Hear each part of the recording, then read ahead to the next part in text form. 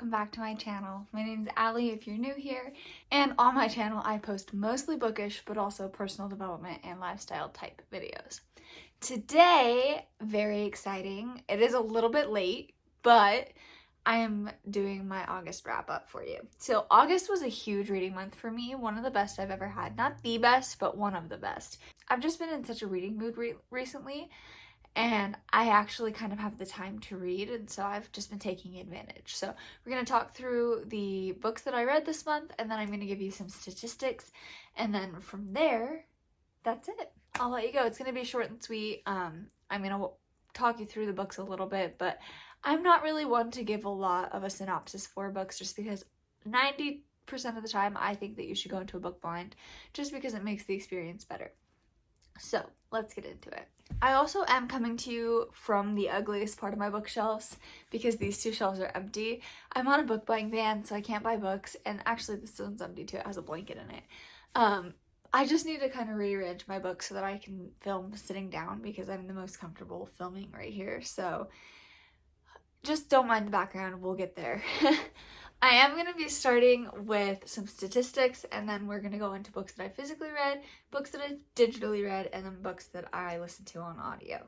So first of all, we need to get my handy dandy reading journal out here so that we can talk about the books that I read. So in August, I read 13 books, which is awesome. That's so good. I read 5 physical books, I listened to 7 audiobooks, and I digitally read 1 Kindle ebook. This month, I read 4,443 pages, which to me is amazing. I read 11 fiction books, and I read 2 nonfiction books. I had 5 5-star reads. That's insane to me. My lowest rated book this month was a 3-star, and I had 3 3-star reads. My average rating was 4.1 stars. So I have a pile here. They're in no particular order other than this is just the physical books that I read this year. And then we'll get into the digital ones as well. So first book is Clara and the Sun. And this is by Kazuo Ishiguro. I gave this book 3 stars. Honestly, I was fairly let down by this book. I partially went into it with not a lot of expectations. I went in blind, but I had expectations from watching YouTube videos of people loving it and from seeing it all over the place. And so I thought that this was going to be a phenomenal book.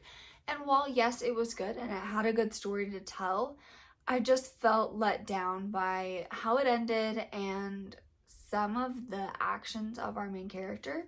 So this book follows Clara, and she is a AF, or artificial friend, which basically is like a robot friend. So they're basically like exactly what they say they are, an artificial friend. And so the beginning of the book, she's living in a store, and she sits in the window, and she's waiting for somebody to come and buy her. And then the second half of the book is her in her new home after she's been purchased. So I did enjoy this. It just was something that maybe I wasn't in the right headspace to be reading at the time that I did read it, but I did like it. I gave it 3 stars, which is not a bad rating by any means, and I probably would pick up something else by this author again in the future. Okay, the next book is The Girl Who Drank the Moon by Kelly Barnhill. I gave this book 4 stars. I was very back and forth about this book while I was reading it. While I was reading it, at the beginning, I was in love with it. And then I got to the second quarter of the book, and I was like, ooh, this ain't it. I'm not into this. I was not a fan at all. And then for the second half of the book, it started to slowly get better, and by the end I did end up enjoying it. So it was it was kind of a roller coaster of emotions on enjoying it and not enjoying it. And so ultimately I ended up on a 4 stars because I really liked the ending. This book follows our array of main characters, ranging from Zan, who is the witch, to Luna, who is the girl.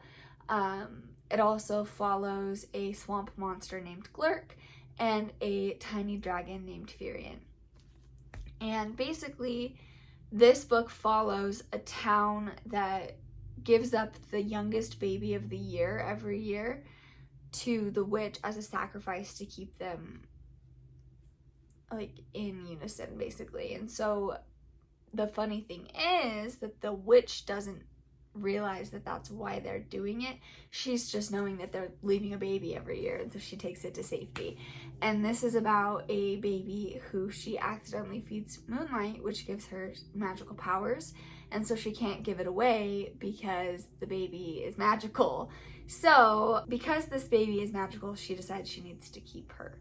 And she names her Luna, and she raises her, and this is the story of her raising this baby. I liked it. Solid 4-star read. Okay, the next 2 books that I read were Clockwork Angel and Clockwork Prince by Cassandra Clare. I'm currently reading Clockwork Princess, so that should be out for my September wrap-up. Also, side note, I would like to apologize if you could hear the yard work outside.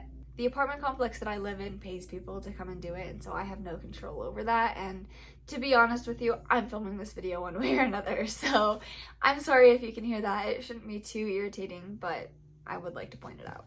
I gave Clockwork Angel 4 stars and Clockwork Prince 5 stars. These books follow our main character, Tessa, and she sent a ticket by her brother to move to London from New York, I believe. And once she gets there, she's kidnapped and she's brought into this world of shadow hunters and demons and all sorts of magical creatures that she had no idea even existed, and she's thrown right into the middle of it and has to kind of find her way through it. When she gets to the Institute, which is the shadow hunters' home, she meets Will and Jem, and they kind of have a love triangle going on. And so these books both follow the same kind of premise. I'm obviously not going to really talk about Clockwork Prince because it is the 2nd book in the series and I don't want to spoil anything. But I loved Clockwork Prince. Clockwork Angel was really good, but Clockwork Prince was just like chef's kiss. It's so good. So I highly, highly recommend these. And then I will give, there is actually, at the time that you're seeing this, next week, a week from today, there should be an Infernal Devices vlog coming up. So keep your eyes out for that because I'm very excited about that. I've been working on it for quite a while and I think it's going to be great. So if you're interested in the Infernal Devices vlog, check that out next week. But I highly, highly recommend these books. Okay, and then the last physical book that I read this year was My Morning Routine. And this book, I decided not to give a rating. I'm trying a new thing out where I don't rate like personal growth, personal development books. In the past, I've always rated them, but I see a lot of people don't, and so I'm just trying it out. I might go back and rate it. If I do, this is probably like a 4-star read. But this book, basically, the 2 main authors, Benjamin Spall and Michael Zander, they interview a bunch of people on what their morning routine is, and then they put it into a book. So this just is a bunch of, it's like all interview formats, and it has answers from like all of these famous professionals and what they do in the morning. So I really enjoyed this. It got me really motivated to get up earlier, which is super important for me. So I liked it, and I think it was a solid personal development read if that's something that you're interested in. Okay, now we're gonna get into the one digital Kindle book that I read this year, and that was Under the Whispering Door by TJ Klune. I gave this book 5 stars. Oh my gosh, I loved it. It was so cute. This book follows our main character, Wallace, and he is I think he's a lawyer. He's a very professional person who owns a business, and he's very like hard and not very nice, and not a lot of people like him. And one day he dies. And this book follows him when he's in the process of crossing over. He has to go to this tea shop and has to kind of process like his life and where he's at, and then once he's ready to pass over, he can go ahead and do that. And so this is about him doing that and making friends and realizing he was kind of a hard ass and getting more personable and finding himself. And I thought that he was such a sweetheart. I love TJ Klune's characters. I just felt like this book was so cute, and I highly recommend you pick it up. Okay, now let's shift on over to audiobooks. So the first audiobook that I listened to this year was The Lost Apothecary by Sarah Penner, and I gave this book 5 stars. I honestly really enjoyed this. I was a little bit confused at the beginning part of this book just because it is dual timeline, so it follows our main character from the 18th century, Nella, and she is a apothecary person. I always want to say like an apothecarian, but I know that's not right. But basically she owns an apothecary, and the apothecary is meant to help women. So a lot of what she does is she helps women if they have like an illness, but she also helps to kill their husbands if they need it. And so that follows her, and she's given kind of a task that she doesn't want to do, and she gets a little apprentice that comes along, and her name is Eliza. And so this all takes place in the late 18th century. And then present day, we have our main character, Caroline, and she is on a 10-year anniversary trip alone. Her and her husband had been married for 10 years. They were planning on going away on this trip, and the day before she left, she found out that he is having an affair. And so this is her kind of grappling with that situation and figuring out what she wants to do moving forward. Does she want to stay with him? Does she want to leave him? Like, what do they want to do? And these two stories collide in a really interesting way, and I really did enjoy this book a lot. And like I said, I gave it 5 stars. The next audiobook that I listened to was One True Loves by Taylor Jenkins Reid. Oh my god, I loved this book. I gave this one 5 stars as well. This follows our main character, Emma, and she marries her high school sweetheart, Jesse.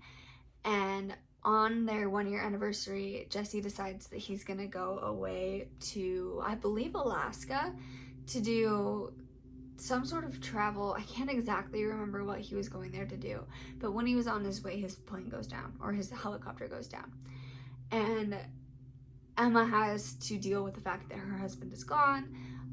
They never found a body, he was just gone. And so then flash forward a couple of years later, and Emma is engaged to Sam, and they're planning their wedding, and they love each other, and everything is great until one day at dinner she gets a call from Jesse saying he's on his way home. And so now she has to grapple with the fact that she has a husband and a fiance, and her husband's been missing for 3 years, and he's been through terrible trauma, and she has to decide what to do, if she wants to stay with Sam or if she wants to go back to Jesse. And it's such an impossible decision, and I think that she made the perfect choice. And I just absolutely loved this book, and I highly recommend this to anybody who's interested in some sort of like a hard-hitting love story. The next book that I listened to this month was The Ex-Hex by Aaron Sterling, and I was absolutely shocked to find out that Aaron Sterling is a pen name for Rachel Hawkins. I had no idea. That was so exciting to me.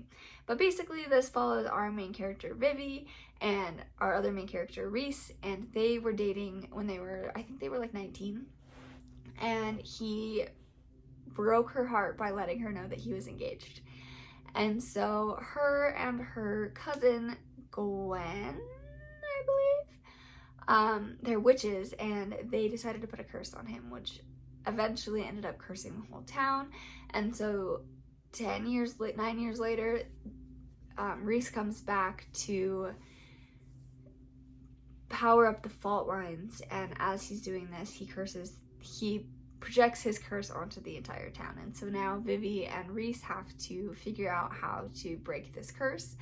I thought that this was a really cute book. It wasn't anything special, it wasn't anything like outstanding, but I did really enjoy it, and I think that I read it at a good time where I was in a very fall mood. And so I gave this 3 stars, and I think that there's a second one out, and I definitely want to pick that up as well. Okay, this next book I listened to is Survive the Night by Riley Sager. I was very shocked by this book. Honestly, I'm not going to give you any sort of a synopsis for this, just go in blind.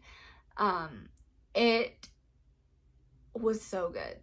So good. It didn't get a 5 stars from me. It got a 4 stars just because there was a couple things at the end, like in the twist areas, that I didn't love.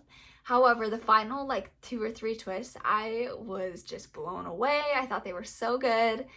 This is a pretty quick book. It's 320 pages. I listened to the audiobook in one day, so it's super easy to pick up. And if you're looking for like a pretty terrifying mystery thriller book that just happens over the course of one day, this is for you. I highly recommend you pick this up, but I'm not going to tell you anything about it because I don't want to spoil anything. So yeah, pick it up. It's great. And let's move on to the next one. The next book that I listened to was The Opposite of Butterfly Hunting by Ivana Lynch. And this book was super hard to read. I did give it 5 stars. I know a lot of people don't like to rate memoirs. However, my rating system with memoirs is I really am not going to rate anything under 4 stars. I give you 5 stars if I felt something, if I get something out of it, and I give it 4 stars if I don't. That's my rating system just because I like to have my books rated, which is part of the reason why I'm not sure that I'm going to stick to not rating my personal development books. But this is kind of a tangent. Basically, I gave it 5 stars because this book was amazing. Basically, this book follows Ivana as she is a young girl. She's like between like 8 and 11 years old, and she is battling with a eating disorder. So this book does have a lot of trigger warnings, and it goes into pretty intense detail. So if you have any sort of triggers towards eating disorders, please, please, please be careful going into this book, and please read the trigger warnings beforehand because it was a tough listen. And I really enjoyed it, but listening to the way that she talked down on herself was really hard to listen to. So definitely, if you're gonna read this, just be careful. But I really did enjoy it. I thought that it was very heartbreaking, but it was a great read to listen to. Okay, the next book that I listened to was How the King of Elfhame Learned to Hate Stories. I gave this book 3 stars. This was a continuation of the Folk of the Air series, but it was a novella, basically that followed Cardan as he's a young boy, and then one of the stories is a little bit later after the events of the 3 books, but I liked this a lot. It didn't really add a lot to the story for me, which is why I didn't give it a higher rating, but I did find it enjoyable, and it was nice to be brought back into the world of Elfhame just because it has been a long time since I've read those books. And then the last book that I read this year was Visions of Sugar Plums, and this book, I can never remember the author's, like how to pronounce the author's last name, but I'll put a picture of it right here. This book follows Stephanie Plum. This is a novella in the Stephanie Plum novels, and I honestly don't know how to explain this book to you. To be fair, I was waiting for the first book in the series to become available on my Libby app, and while I was waiting, I was like, oh, I'll just read a novella. It said that it was like the first one to listen to, so I just picked it up. Then I realized afterwards that this is like book 8.5, so I should have listened to it after I read the other ones. But regardless, I enjoyed this book. I can't remember because I don't have it written down right here. I think I gave it a 3 stars as well. I have since listened to more of the series, and I think that this is going to be one that I enjoy.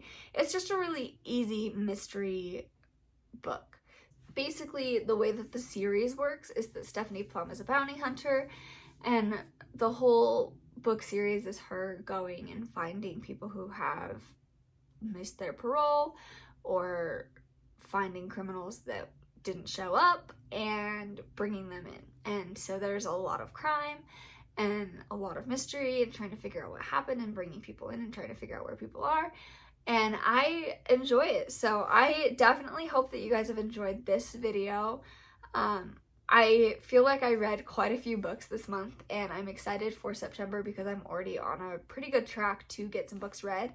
So I hope that you guys have enjoyed this video. Leave in the comments down below the books that you read in August, and I am going to talk to you guys on Monday. Bye!